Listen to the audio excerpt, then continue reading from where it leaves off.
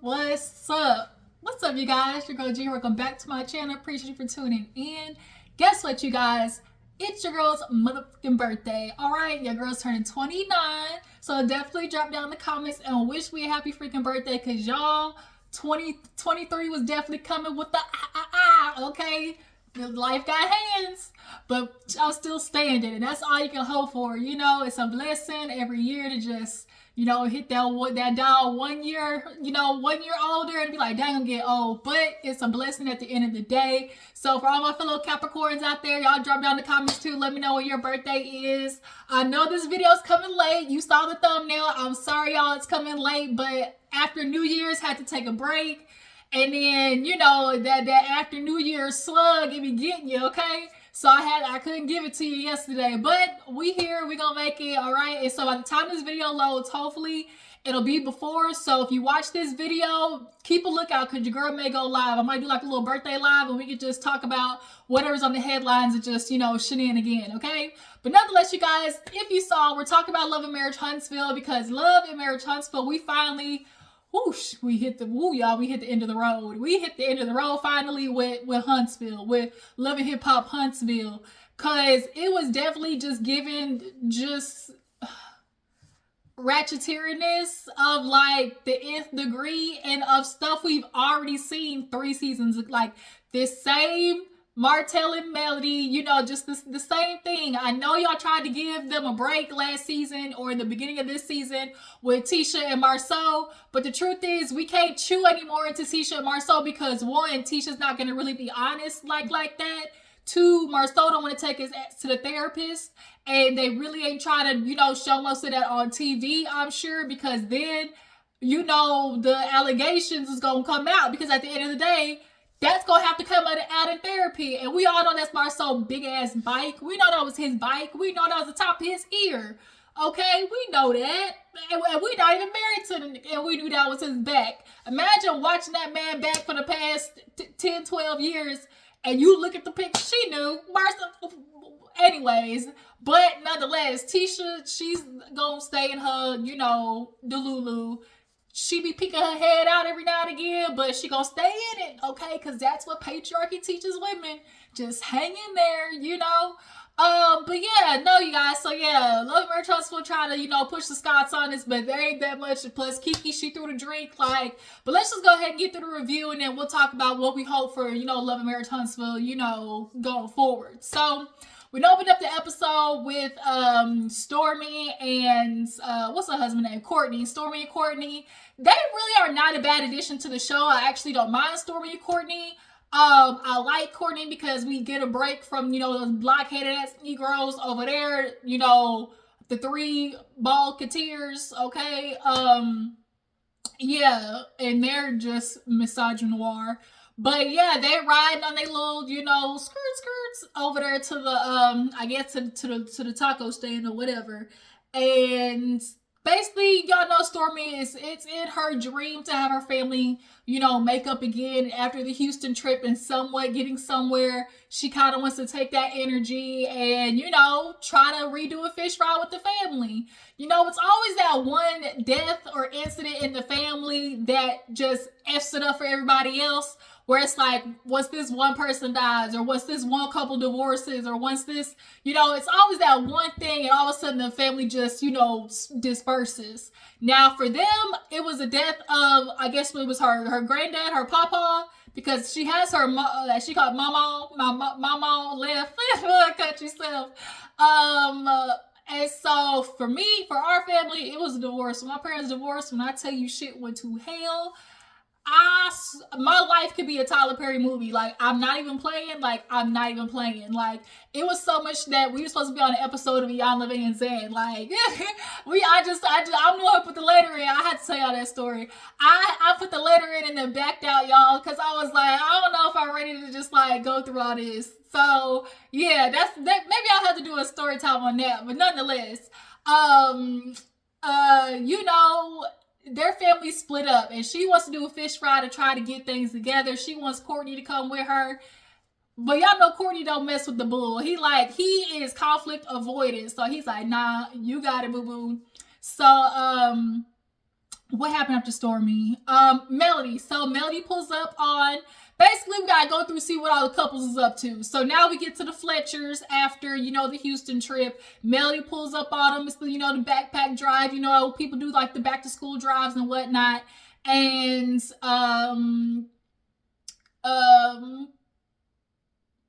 damn, I lost my train of thought.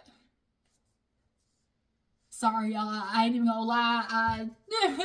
I hit the pen. This the pen. This that good old hybrid right here. Before I did this review, and I'd have had a brain lapse. So let me. What was I talking about?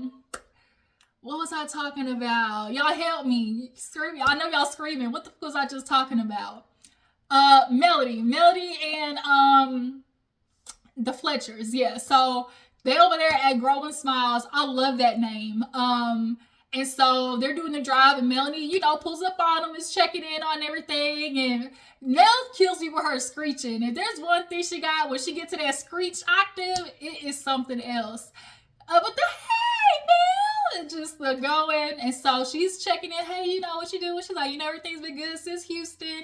She's like, shoot, that's probably one of the best trips, we'd have had. And they like, really? She's like, yeah, this is probably one of the more peaceful ones. And when they do the playback, every single year, Martel and Melody. Here we go this year, Martel and Melody. It's like, god dang.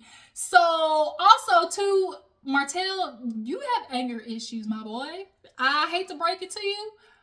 Where is Dr. Francis? Like, where is he? Because Dr. Francis was good for getting all them Negroes together, okay? Like, I feel like I like the seasons where we see them actually go to the couples counseling. Like, if this is gonna be love and marriage, like these couples, when we be seeing them go to the counselor, like that's what this show needs to be about. Like, actually, okay, we're building businesses, what it looks like to build a relationship in the process, because that's real life. True shit is like, if I'm gonna be with this person and we both decide we got a purpose and we're both trying to build something, along the way, of course, there's going to be hurdles. Along the way, of course, there's going to be whatever's in the midst of your relationship. But the problem is, majority of the time, we know what the story is. What is the story on love and marriage? These niggas can't keep that in their pants. Literally, on each franchise. Carlos, we gonna talk too, okay? At the end of this, about that. But we know it's the same story. And because of that, a lot of these men don't even want to go to the therapist, because they know that they be putting their wives through. Like, let's not play this game. And definitely you don't want it blasted on national TV, because a woman gonna be stupid in private. Because if there's something I ain't gonna lie, I kind of agree. Y'all shout out to him, Ronnie the Voice. If you see this, hey. I agree with Rodney where he said, had Melody not be on this TV show, she really might still be with Martell. I think the baby might have did her in. Yeah, I feel like, the baby might have did her in. She would have took that other cheatation. But the baby might have been where she left. But as far as just before the TV show, like, actually leaving Martell, she might not have did it. Like, she really might not have. So it's just kind of like, at the end of the day, like, we know what the story is of just, I'm a good woman, a good man, rides through it with her man till he finally gets it together. I got too many years put into this. It's like saying, and then you gonna break up the family. You don't want your kids need the father in the household. They need to see y'all. We know what it is. But let's get back to it. So, nonetheless, they've been fighting every goddamn season. So yeah, Martell, you got issues. And, she was like, but it was, it was better than it was. And so she's like, Martell actually want to talk. So, I don't know what he want to talk about, and I feel like we had to kind of get like a final, that kind of really was like the final scene, because all season, like, obviously Melody, like, most of the time, especially last season, there was literally no filming with them. But this season, Melody did it for the coin, okay, because she got the ducats. This season definitely was, I'm filming for the dollar. Like, that's definitely what it was giving. I'm here so I don't get fined. If you know what that is, drop down in the comments, okay, football player Marshawn Lynch. I'm here so I don't get fined, okay? So, yeah, she lets them know about that. So, after that, we have Stormi. Stormi goes with her cousin Butters. The name, not a fan, but the face, absolutely. Okay, Butters, all right. Okay, Butters, he was smiling at the dimples. I said, okay. Let me find out if you gonna butter a biscuit, okay? Let's see how many flaky layers you got. We like butter on top of the. Can you butter my cornbread? Okay, I'm just playing, y'all. I'm just playing, but I'm just saying he was attractive. So yeah, Stormi basically talking about with the cousin and was like, I hope they can, get it together. We always get to this space where it's like they're just talking at each other and not really listening. And everything Stormi was saying was true at the end of the day. Like, they don't really listen to each other, like, at all. Like, the last time we saw how they went, they was just yelling at each other. So she's hoping, like, hopefully this will be the moment, so they get there. Everybody's there. Her mama, I don't know why I love it when she said that. What's up, mama? So Stormi, you try to put on a fish fry, don't know how to cook no goddamn fish. So they putting everything together, everybody showing up. Auntie Lisa and mama is ignoring each other. So Stormi tried to pull them together. She's like, y'all just talk. Y'all seen each other? We good. She's like, y'all for real good? We good. It's like, damn. And so all of a sudden, like, the clouds came over and it just was starting pouring. She's like, is this a sign? Yes. Yes, it is. So they go, like, to the actual center. I guess they were trying to do it outside, but went into the center. And as everybody else was going into the center, get set up, Stormi, tried to make them talk and, actually get out what the issue is instead of yelling at each other. Because, Stormi had previously actually talked, she told Courtney too, she talked with her Uncle Fred, and she talked actually with her mom, and in the playback, we actually see the mom genuinely, like, you could tell, put her heart out in what really is making her upset. And at the end of the day, this is a story as old as time. Like, one parent dies or gets sick, and like the kids are all the children trying to figure out how to take care. And typically the kid that, takes on the biggest burden of taking care, like, grows a resentment. And so that's looking like what happened. It's like, she was like, when daddy, everything happened with him, I was taking care of him. Everybody would try to pitch in when they can, but Lisa, she 20 minutes away and I can get no reply. And I'm not gonna lie, if I was her, I would be mad too. Cause if you really only live 20, 30 minutes away and you acting like I can't get 1 week out of you the month, let's not. Auntie Lisa, I'm sorry, Stormi, but she's literally the definition of, like, them bitter old bitches. Like, that's what she's kind of low-key giving. We see Stormi's mom in a little bit. Like, I think Stormi's mom can use everybody can use a bit of therapy. But we need to definitely start with Auntie Lisa and then Stormi's mom, okay? And then Stormi, you too. But nonetheless, she was like, Stormi's like, okay, get it out to her. What's really bothering you? She was like, Lisa, like, I need your help. And so Lisa was like, well, what you want me to do? Like, what you want me to do? And she was like, look, like, all I'm saying is 1 weekend out the month. She's like, it was 1 weekend out the month. I didn't have no problem with it, but it was on your terms. When you wanted, it was okay. And so I'm wondering what she was meaning by that, as in, like, oh, it has to be this weekend. Because at the end of the day, okay, you say they really want the same things, but for Stormi's mom, it's a lot different because she has the parent in the household, and that's what Auntie Lisa ain't getting. You like, what you mean? Like, at least you have your husband there. Yeah, but like she said, it's not quality time. And then I got my mom in the house. She's like, what you need to do? And she was like, what do you think? Like, couples, like, I'm trying to get my back blown out, and I can't even have my man come in here and touch on nothing. Cause mom in the next room, she's like, you being that loud? And what? And if I want to, like, I ain't gonna disrespect my mama like that, but to sit there and act like you can't take your mama 1 weekend, like, she is fighting Stormi's mama, I feel like, because of her dislike for her. I really do. I feel like Auntie Lisa is willing to be more difficult in the situation than Stormi's mom.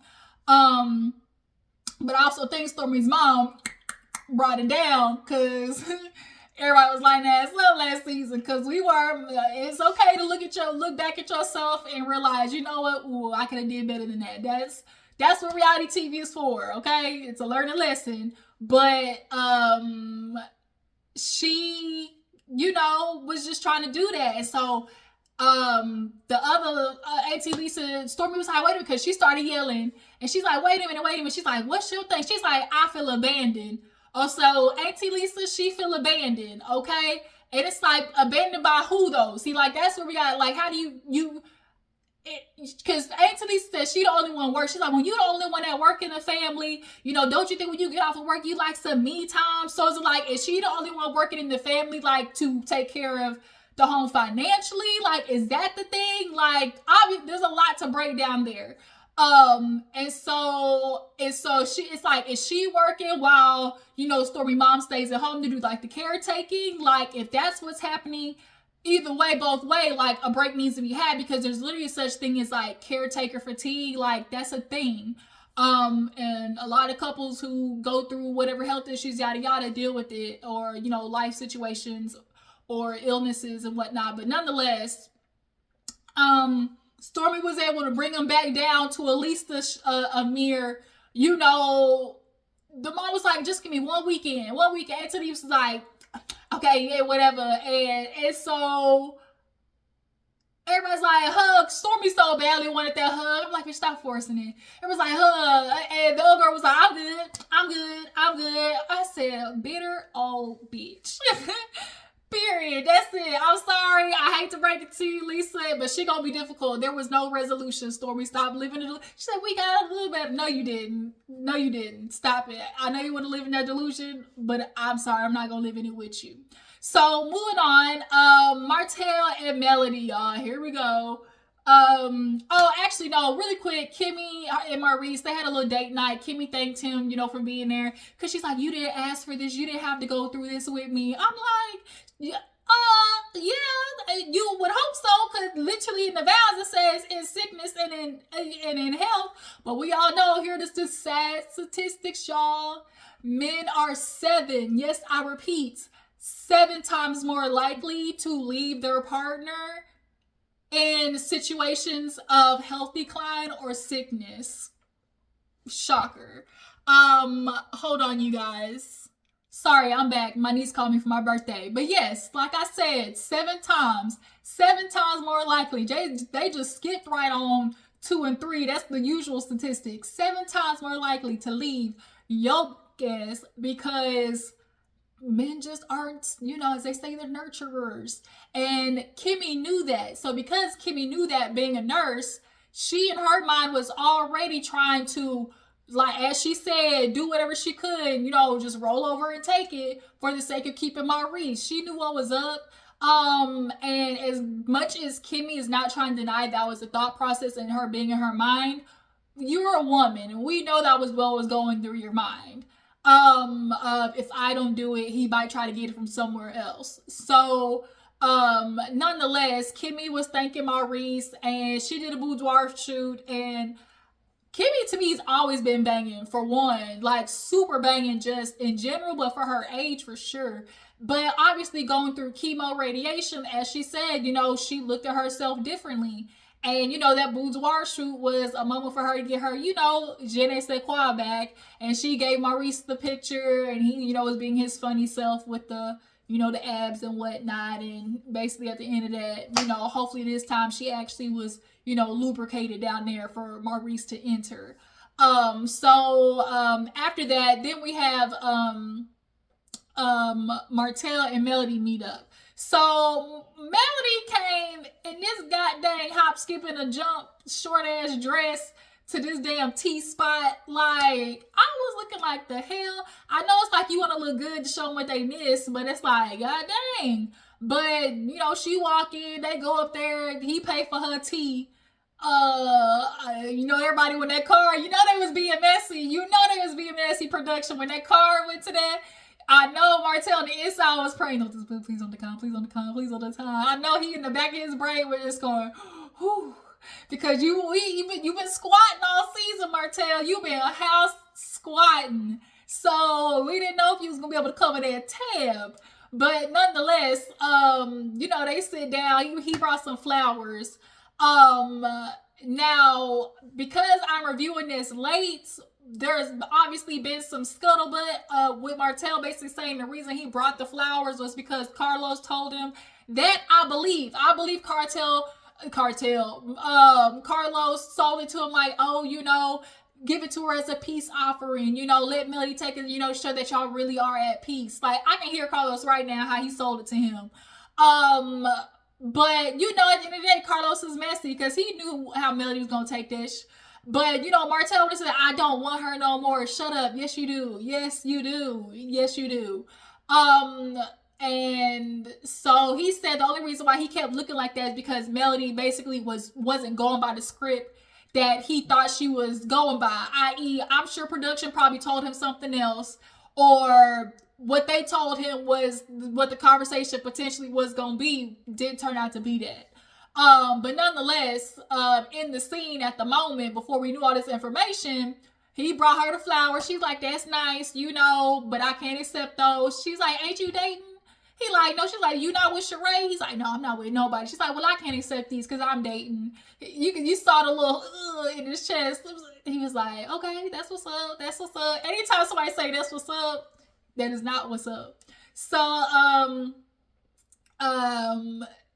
of course, the shit gets started with him. Oh, I just, what she say? She was like, yeah, I'm dating. And she was like, so I can't accept those.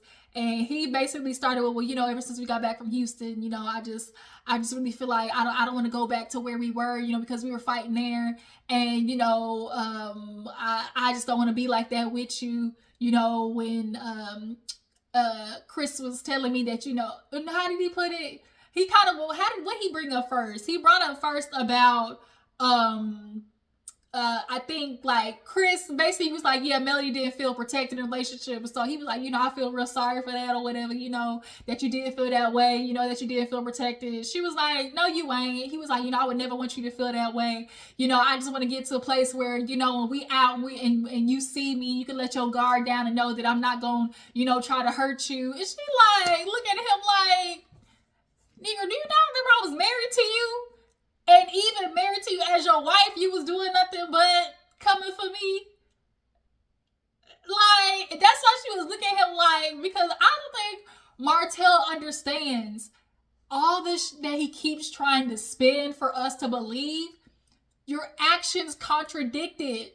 So when people are looking at you like, but that's the problem with, people that have narcissistic tendencies. Like, they don't see fault in that they do because they're always the victim. And so Martell is just not like, he's aware of his actions, but he's not able to deep the actual, what does it say? It's like, when you're ready to own your actions, then you can move on in life. Martell hasn't got to the point where he can own his actions. Yeah, you can acknowledge them, but owning the actions and actually sitting in it, he's not able to do, which is why he's still bringing up, you cheated on me too. When he know good god dang well she didn't.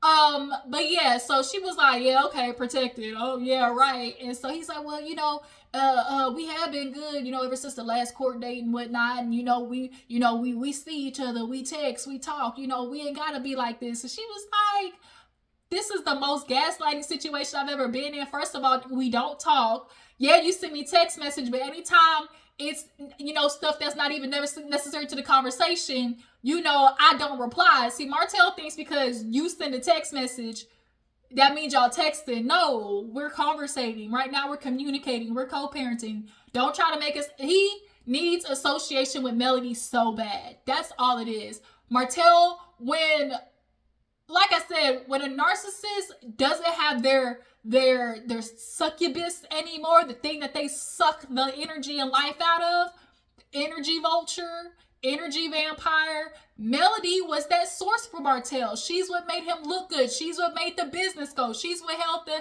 house down, And now that that's gone, Martell has nothing. Nothing, okay? And he is not knowing how to handle that, point blank, period. And so That's the thing. Like, people feel like, oh, it's the access that you can no longer allow people to have access to you. And that's the part where Melody clearly has learned.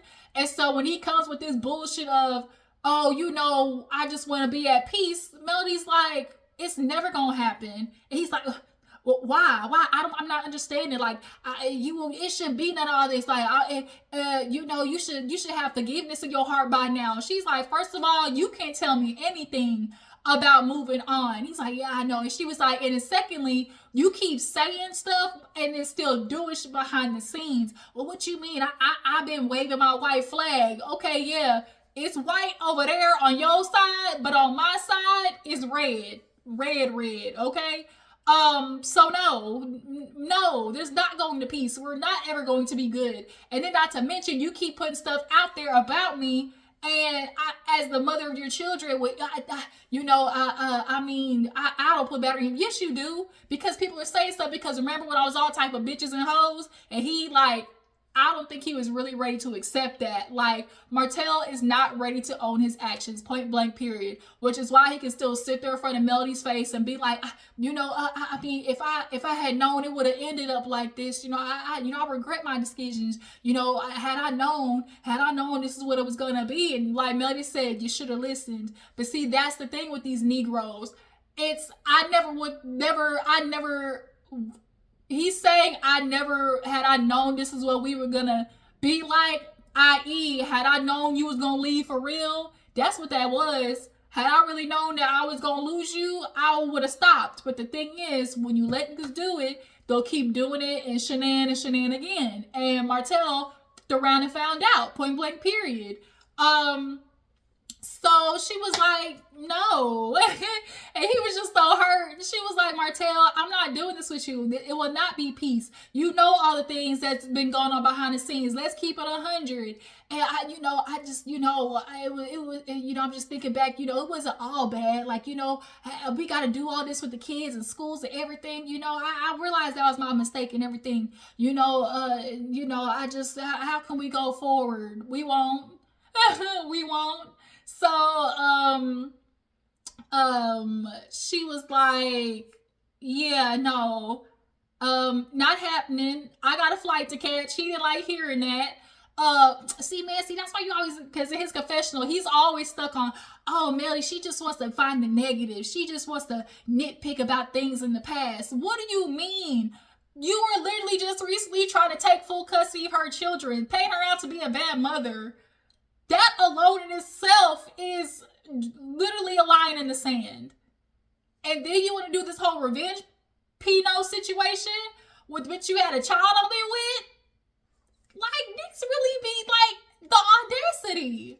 So, yeah, she was like, take the flowers to the kids, say it was from mommy. He's like, you can get them some. She was like, she's like, oh, I do get them stuff. Just like I send them stuff with, groceries to your place. He was like, see, you all trying to make me look bad. She's like, no, I'm trying to tell the truth.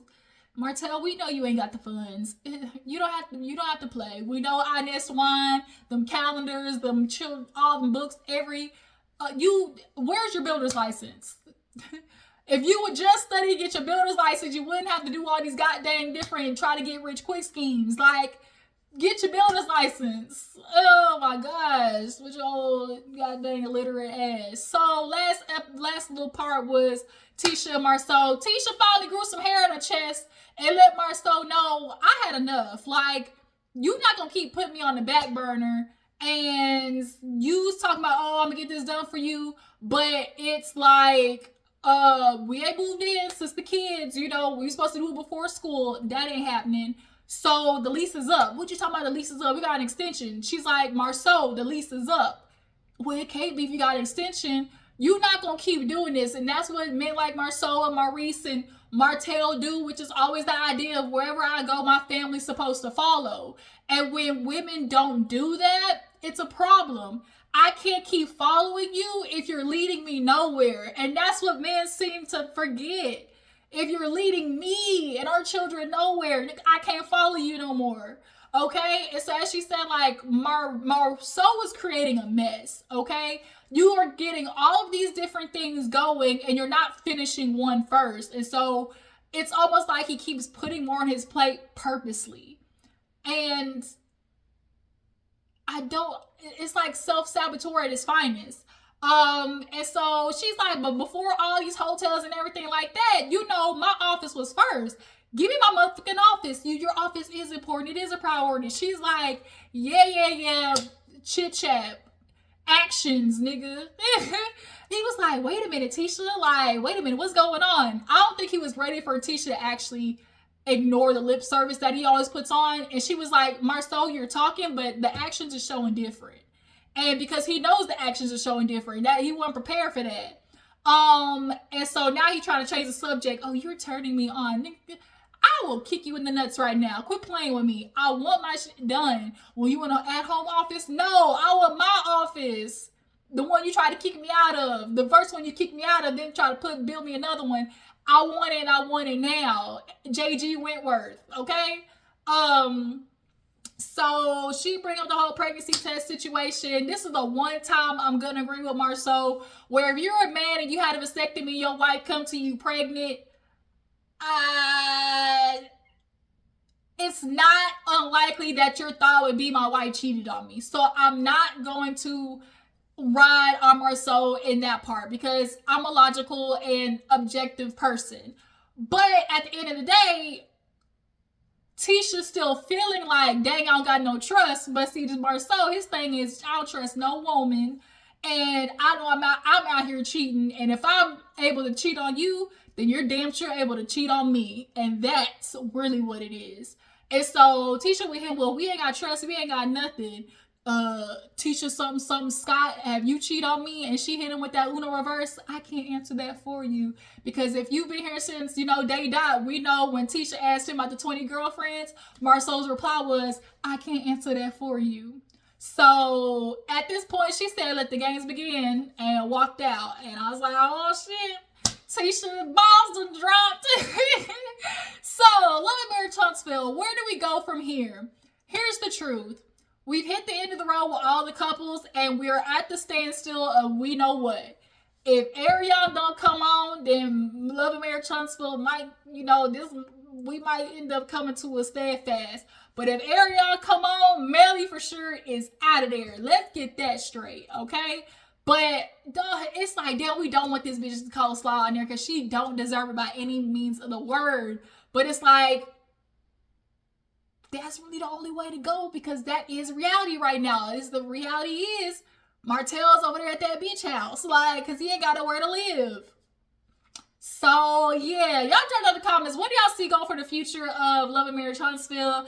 Carlos, now let me talk to your ass because I feel like I know what's happening. Carlos is on he want to be, the black Andy Cohen, Wendy Williams. He's found his new thing as this, interviewer or whatever. And it's clear that his attention is going there because production quality, Bell Collective, Love and Marriage Huntsville, DC, it's going down, okay? And I think it's really just because his attention is not there anymore. And that's okay. But you need to figure that out because the ship is sinking and fast. But we got this 3-part reunion, y'all, so we gonna see how it play out. Tisha came red teeth, okay? And I heard there was a brawl. So, y'all, appreciate y'all for tuning in. Y'all make sure to follow me on Instagram and Twitter. I really didn't want this video to be this long, but here, no there. If you stuck through, I appreciate you. I'm so thankful for everybody who wished me birthday wishes, and I will catch y'all later. Deuces.